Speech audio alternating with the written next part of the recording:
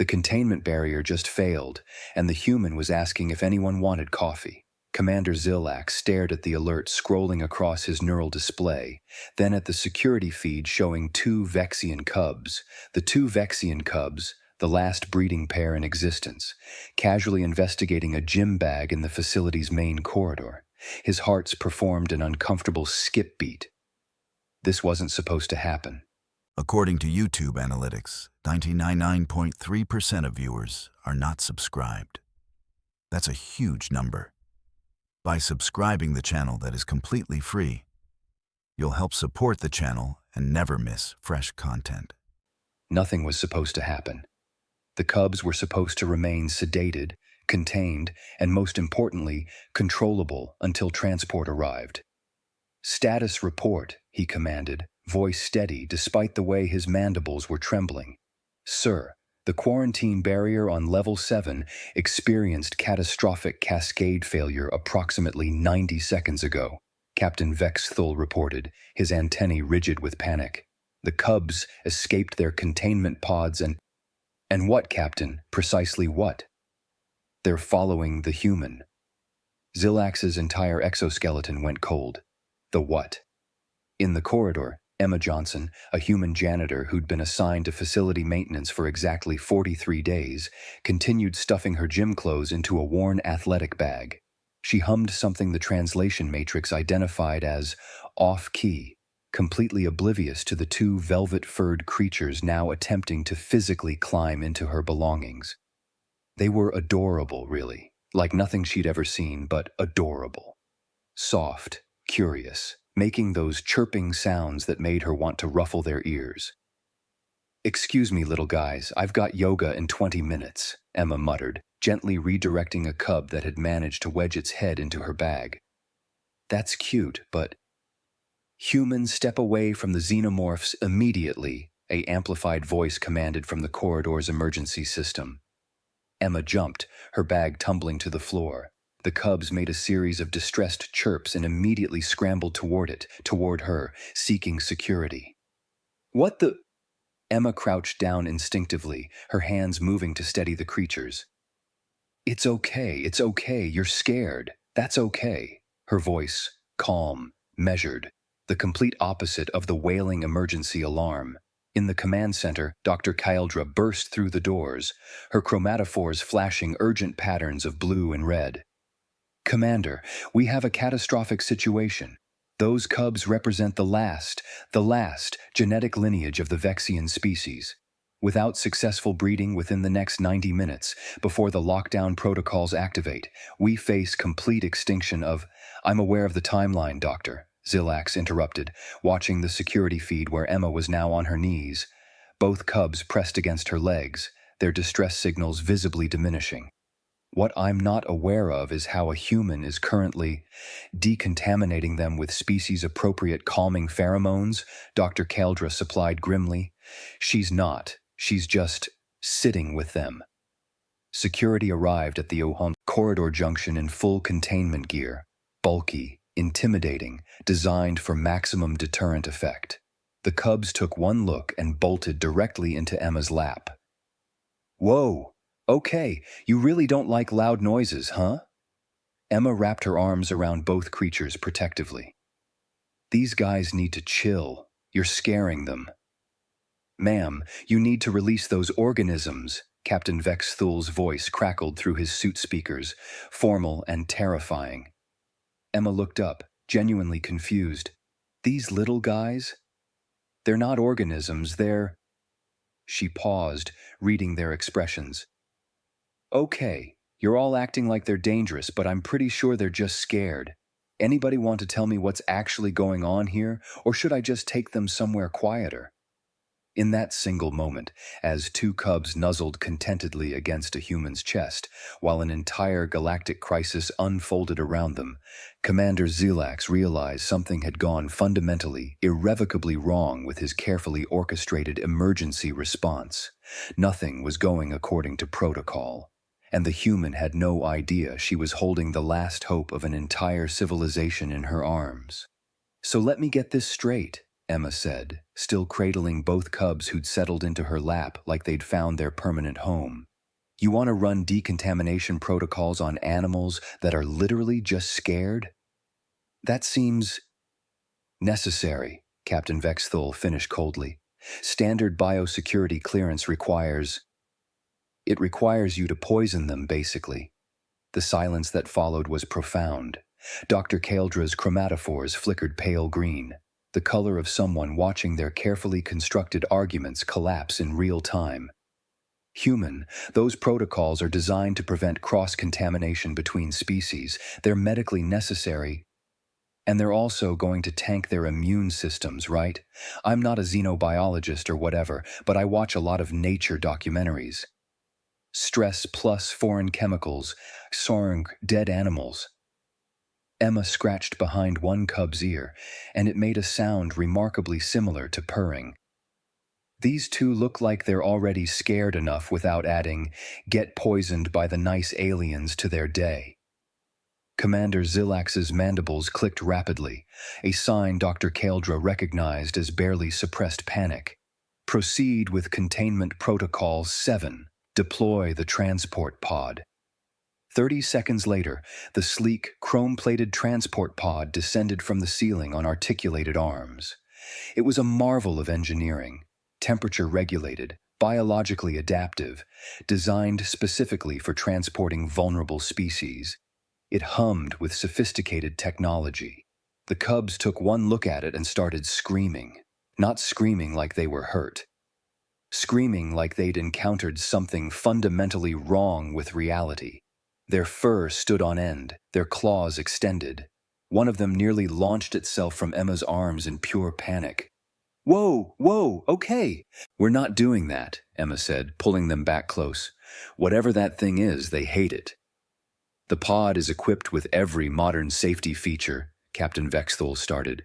"Yeah, and it looks like a torture device to them. You want to try again, or should we skip ahead to the part where you admit this isn't working?"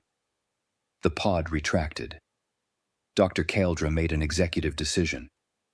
"We'll try chemical sedation, pheromone-based, gentle, designed for their neurological structure." "You want to knock them out?" Emma's tone suggested she'd just been offered ice cream made of broken glass. "They look pretty calm to me. For transport purposes, they need to be." A technician activated the dispersal system. Within seconds, the cubs' calm demeanor inverted catastrophically. Their peaceful chirping became aggressive hissing. Their soft fur bristled into defensive spikes. One of them attempted to bite through Emma's jacket. "Okay, that's worse," Emma announced, as alarms screamed across the facility. "That's so much worse. Turn it off." The pheromones were neutralized in panicked seconds. By the time the robotic handlers arrived, sophisticated machines designed to manipulate even the most dangerous xenomorphs with precision, the cubs had taken one look at the articulated metal limbs and decided Emma's lap was literally the only safe place in the universe. They clung to her with the desperation of beings facing annihilation. Emma just sat down on the floor and held them. "Look," she said quietly, as emergency teams froze in uncertainty around her. "They're scared. They don't know what's happening. Every time you try something, you just make it worse. What if we just didn't? What if we just took them where they need to go, calm, in a way that doesn't make them panic?" "That's not protocol," Captain Vexthul said weakly.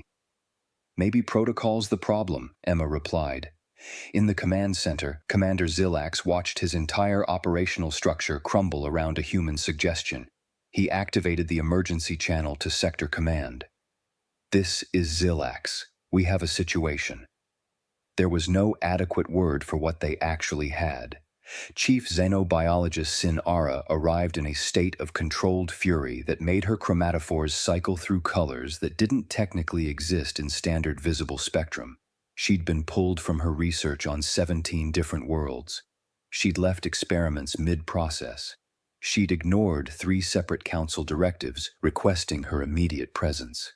And the first thing she witnessed was a human sitting on the floor of a containment facility, surrounded by the galaxy's last 2 sentient Vexian cubs, eating a protein bar. "Explain," Sinara demanded. I got hungry? Emma offered. It's been like 3 hours. These guys seem fine, so I figured. The cubs, Sinara interrupted, her voice reaching frequencies that made nearby equipment vibrate. Explain the cubs' current condition. Emma glanced down at the two creatures contentedly napping against her legs. One was making soft snoring sounds. The other had its paw resting on Emma's shin with what could only be described as affection. They're asleep? They seem pretty good, actually. Happy, I guess. I mean, they keep trying to climb back into my gym bag, so I think they like me. Sinara's entire exoskeleton went rigid. She pulled up the biometric data from the past 6 hours. The cubs' stress hormones, which had been catastrophically elevated during the pod incident, the sedation disaster, the robotic handler fiasco, had returned to baseline. Not just baseline, optimal baseline. The kind of readings you saw in healthy, well-adjusted young creatures. It should have taken months. Minimum. With trained specialists. Possibly medication.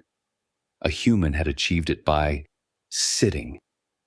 This violates every established protocol, Sinara said, not as a complaint, but as a statement of objective fact. Yeah, I got that, Emma said, offering one of her protein bars to a cub who'd woken up and was investigating her backpack with curious persistence. You all kept telling me what you needed to do to them, and they kept hating it, so I just didn't do any of that. Seemed easier. Dr. Kyldra, who'd been standing in shocked silence for the past hour, finally found her voice. You treated them like sentient beings, capable of communicating their own needs. Well, yeah. They clearly didn't want to be in scary pods or get knocked out or touched by creepy robots. So we skipped that part. They wanted to hang out, so we hung out. Pretty straightforward. Sinara pulled up the design documentation for the transport pod, state of the art. Equipped with every safety feature xenobiological science could devise, designed to handle creatures far more dangerous than these cubs. And yet, the protocols, Sinara said slowly, like she was speaking to herself, were designed for non-sentient species. Creatures that needed to be controlled, sedated, restrained, because they were threats. These aren't threats, Emma agreed, as one cub climbed into her lap and the other curled around her shoulders like a living scarf. They're just kids. Scared kids. Back home, my cat used to hide under the bed when I tried to give her medicine. But if I just let her come to me, sat with her, let her figure things out at her own pace, she'd be fine. You're doing the same thing you're doing to her, except to like an endangered species. Commander Zilax watched from the command center as every automated system began to malfunction in succession. The biometric sensors, designed to alert when subjects displayed stress responses, started screaming false alarms because the cubs weren't stressed.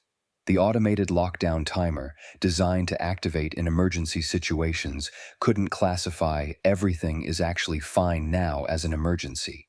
The resource allocation system attempted to calculate costs for human common sense and simply gave up its processing, matrices unable to compute a value.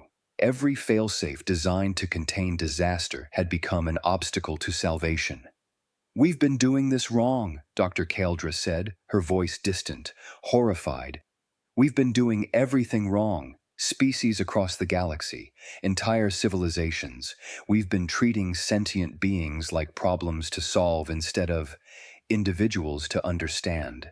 Sinara looked at the human, at the cubs, at the wreckage of protocols that had seemed so perfectly designed just hours ago. Are we, Commander Zilax asked quietly from the speaker system, doing everything wrong? Nobody had an answer that wasn't absolutely terrifying. So I'm just going to pack my bag like normal, Emma said, standing up and brushing off her pants. They're going to climb in like they've been trying to do all along, and I'll take them where they're supposed to go, right? The silence that followed suggested this simple statement had just rewired the entire command structure's understanding of xenobiological science. That's, Dr. Kyldra started. Absurdly effective, Sinara finished. Protocol violation, Captain Vexthul attempted. but his hearts weren't in it anymore. Emma shrugged and opened her gym bag.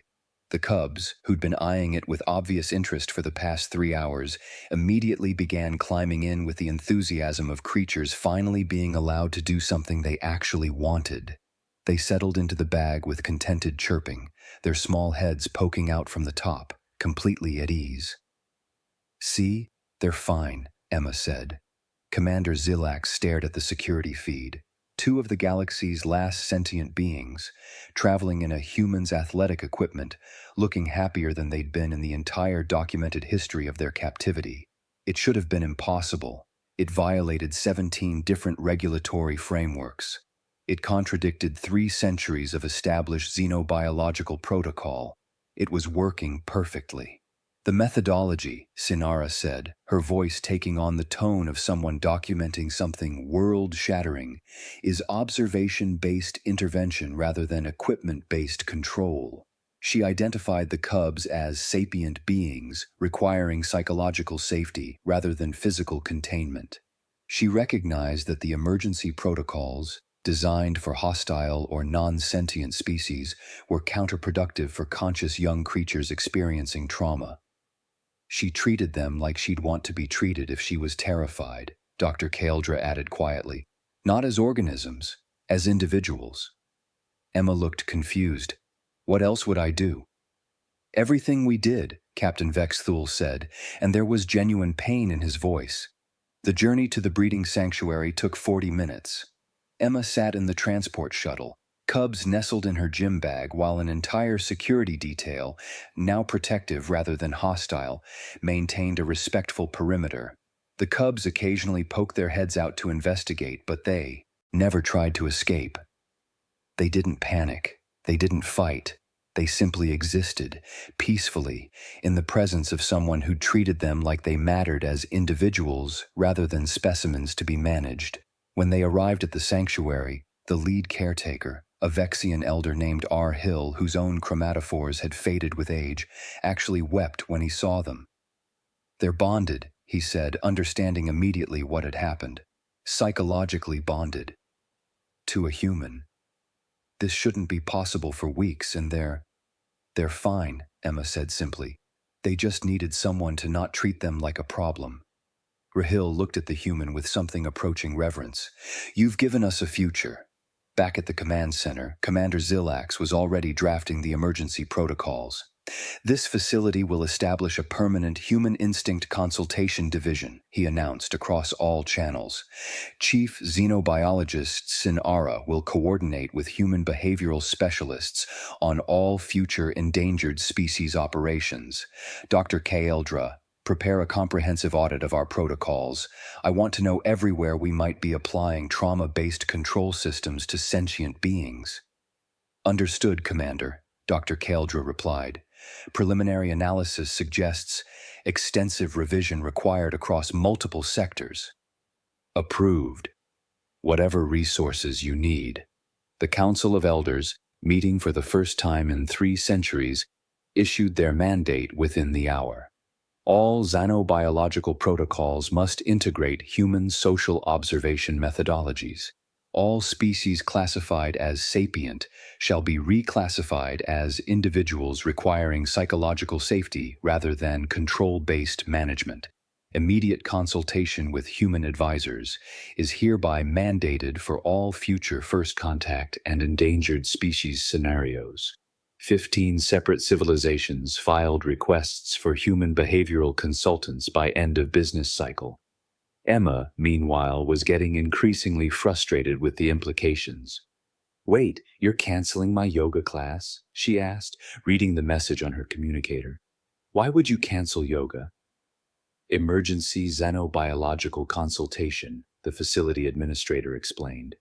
"You're now classified as a species relations consultant. Effective immediately. Your salary has been increased by 400%, and you have access to all restricted xenobiological facilities." "I was just helping out some scared animals," Emma protested. "Yes," Sinara said, appearing on the communication screen. "And in doing so, you've fundamentally altered how an entire galactic civilization approaches sentient life." We'd like to discuss what else we might be doing wrong. Emma stared at her communicator. This is the weirdest Tuesday ever, she said. The protocol rewrites began before Emma even finished her yoga class. Across 3 sectors, emergency procedures shifted from contain threat to understand need. Classification systems were revised. Every species previously designated as dangerous xenomorph requiring restraint was being reclassified as individual requiring psychological safety assessment. Training modules appeared overnight. What would a human do became mandatory curriculum for all species contact officers. The irony was staggering. "So why exactly are you late?" Emma's yoga instructor asked, checking the clock as she finally rolled out her mat. "Long story involving endangered aliens," Emma said, stretching her hamstrings like she hadn't just revolutionized xenobiological science. "Sure it is," the instructor said, completely unaware that this was literally the truth. "I'm not joking. There were actually cubs in my gym bag. 2 of them, last of their species. We had to take them to a sanctuary." The instructor nodded the way you nod at someone telling you an obvious lie. "That's great, Emma. Let's start with some breathing exercises." Emma took her yoga class. It was completely normal. Nobody here knew that she'd just become the most important human in galactic history through the simple act of being nice to some scared animals. Meanwhile, at the Galactic Federation headquarters, the emergency session had erupted into controlled chaos. "The question before us," the Federation chair announced, "is whether humans are naturally diplomatic or simply accidentally competent." "There's a distinction?" an ambassador from the Vexian Council asked. "Theoretically, yes. If this is an evolved trait, if humans developed their capacity for reading and responding to other beings' needs as a survival mechanism, then we're looking at a species that might be fundamentally better at every form of communication than civilizations with 10,000 years of documented history. Which means," Dr. Kaldra added from her remote connection, "that humanity didn't just save one species today, they've potentially invalidated our entire approach to cross-species interaction." "Dangerous implication," Sinara noted. "Humans might be better at everything involving social dynamics than we are." "So what do we do?" Captain Vexthul asked. "We integrate them," the Federation chair decided. All first contact scenarios now include human consultants. Diplomatic envoys are to be replaced with human mediators wherever possible, and we need to understand how many other species have we misclassified. How many have we been treating as threats when they were actually just scared? The decision came down like an axe. Humanity would be integrated into all xenobiological, diplomatic, and species preservation protocols. Full access, full consultation, full integration into what had previously been an exclusively alien bureaucratic structure. Emma got the job offer while she was holding Downward Dog.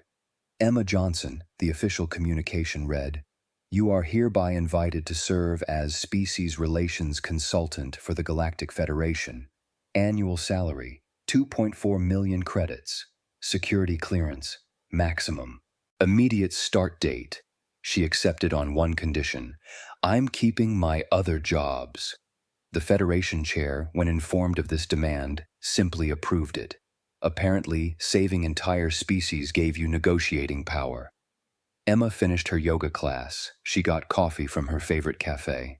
She checked her messages and found 47 separate civilization requests for her services, all sent simultaneously, all marked urgent.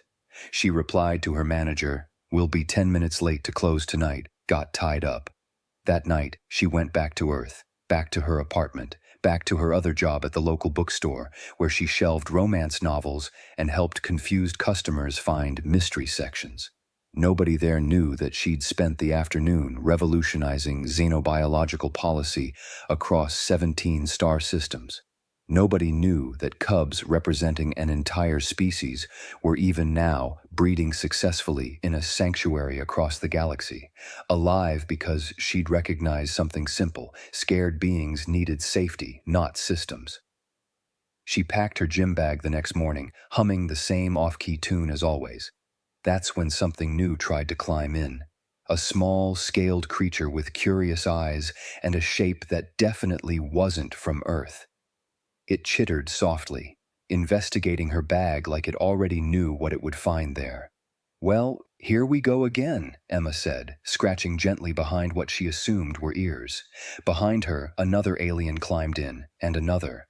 Her gym bag was becoming a repository for endangered species, one rescued animal at a time. In the historical archives of the Galactic Federation, 300 years in the future, a simple entry would mark this moment as the beginning of the human integration era. A single janitor, one gym bag, the complete restructuring of how an entire civilization treated every sentient being they encountered. Emma just grabbed her bag and headed to yoga, completely unaware that she was walking toward becoming the most important figure in galactic history. Some revolutions happen quietly, some happen in gym bags,